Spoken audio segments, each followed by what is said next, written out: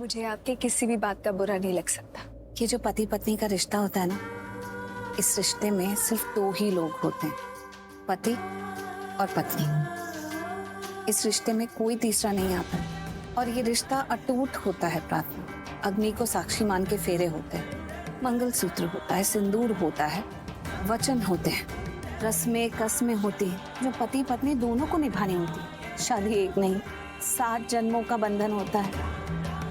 पति पे कोई आंच आए तो पत्नी ढाल बनकर उसके आगे खड़ी हो जाती है, और पत्नी पे कोई मुसीबत है तो पति अपनी जान पर खेलकर भी उसे बचाता है। हाँ, झगड़े भी होते हैं और हर पति पत्नी के बीच में होते हैं, क्योंकि प्यार है तो झगड़े भी होंगे। तो ये सोचना चाहिए कि अगर एक रूठा है तो दूसरा उसे मना ले। ये रिश्ता ऐसे ही निभाया जाता है। उन दोनों के बीच में ना किसी की माँ आ सकती है ना किसी की बुआ। तो तुमने शिवांश की बुआ की बात क्यों सुनी? उनकी बात सुनकर तुम घर छोड़कर क्यों चली गई? पहली बात तो उनका कोई हक ही नहीं है कि वो इस शादी को लेकर तुम्हें कोई फैसला सुनाए या वो तुम्हें कहें कि तुम अपने ही घर से चली जाओ। और सबसे बड़ी बात, उनका बिल्कुल ही हक नहीं बनता, किसी का भी नहीं बनता कि वो इंसान पति पत्नी के बीच में आए। शिवांश और तुम्हारे रिश्ते में सिर्फ तुम दो ही हो और तुम दोनों ही मिलकर इस रिश्ते से रिलेटेड फैसले ले सकते हो। हाँ, वो और बात है कि हमारी प्रथा ऐसी है कि पति पत्नी पूरे परिवार के साथ रहते हैं, लेकिन इसका मतलब ये नहीं है कि वो परिवार उन दोनों के बीच में आ जाए। हमारा रिश्ता सबसे होता है, लेकिन हमारी डोर सिर्फ एक ही से बंधी होती है, पति से।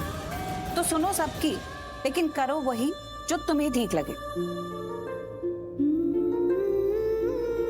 तुम्हारा और शिवांश का रिश्ता चाहे किसी ने भी जोड़ा हो, किस वजह से भी शादी हुई हो, लेकिन अब शादी हो गई है और अब तुम पति पत्नी हो और अब ये रिश्ता हमेशा हमेशा के लिए है। ऊपर वाला जोड़ियां बना के भेजता है, तो हम कौन होते हैं कि उसे तोड़ने के बारे में सोचें?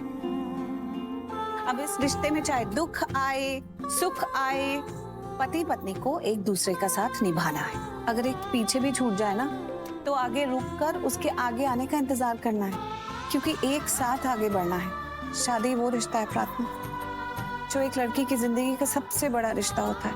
उसी रिश्ते से सारे रिश्ते जुड़े होते हैं और उसी रिश्ते से आगे की जिंदगी भी जुड़ी होती है। सॉरी, मैं तो बोलती ही जा रही। तुम्हें ऐसा लगेगा कि जैसे मैं तुम्हें माँ की तरह लेक्चर दे रही हूँ। क्या मैं आपको प्रिया माँ बुला सकती हूँ?